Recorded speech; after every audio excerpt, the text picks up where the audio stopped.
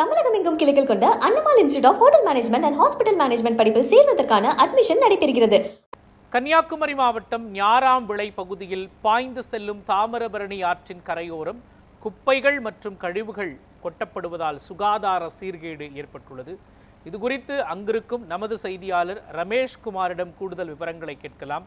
ரமேஷ்குமார், அங்கு குப்பை கொட்டப்படுவதால் என்ன மாதிரியான சங்கடங்களை, சுகாதார சீர்கேடுகளை அப்பகுதி மக்கள் சந்திக்கிறார்கள்? அவர்கள் முன்வைக்கும் கோரிக்கைகள் என்ன? அங்கிருக்கக்கூடிய உள்ளூர் நிர்வாகம் இது தொடர்பாக ஏதேனும் நடவடிக்கை எடுத்திருக்கின்றதா? சொல்லுங்க.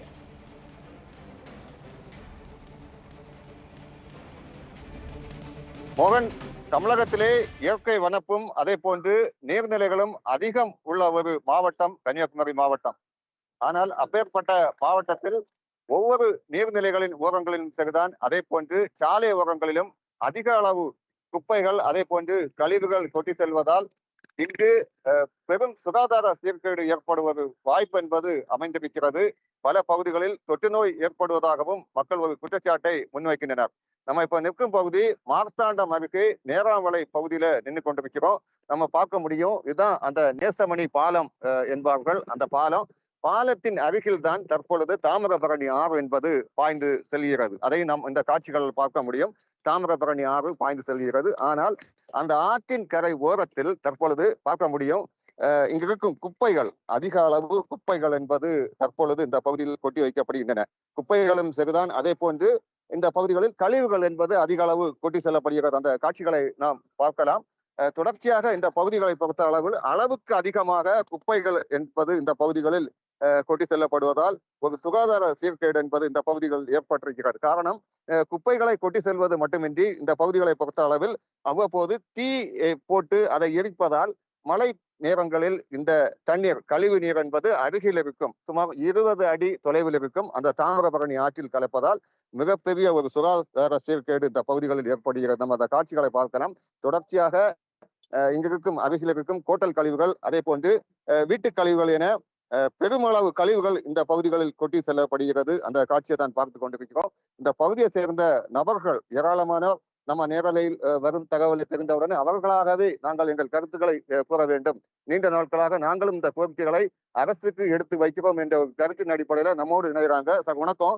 எவ்வளவு நாட்களாக இந்த குப்பைகள் இந்த பகுதிகளில் குவிந்திருக்கிறது? நீங்க அதிகாரிகளுக்கு ஏதாவது தகவல் கொடுத்தீங்களா? கிட்டத்தட்ட ஒரு 4-5 ஆண்டுகளாக வருது. தகவல் கொடுத்தோம் அதிகாரிகள். இது மிகப்பெரிய தவறு என்னன்னா, இது பேராட்சி நிர்வாகம் தான் இதுல பொறுப்பெடுக்கணும். அவங்க நிலையான ஒரு இடம் தேர்ந்தெடுத்து கொடுத்தாங்கன்னா மக்கள் இங்க கொண்டு போட மாட்டாங்க. அதை அவங்க செய்யல.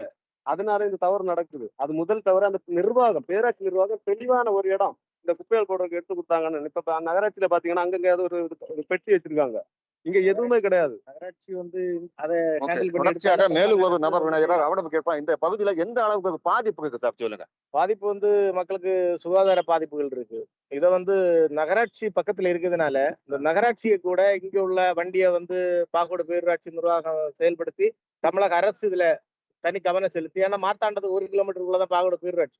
அப்ப இந்த பாகோடு பேரூராட்சியில் உள்ள இந்த குப்பை கழிவுகள் கெட்டதுக்கு மக்கள் 2 சென்ட் 3 சென்ட்ல இருப்பாங்க. அப்ப மக்களுக்கு தனியா இடம் கிடையாது. மக்களை குற்றம் சொல்லி தப்பு இல்லை.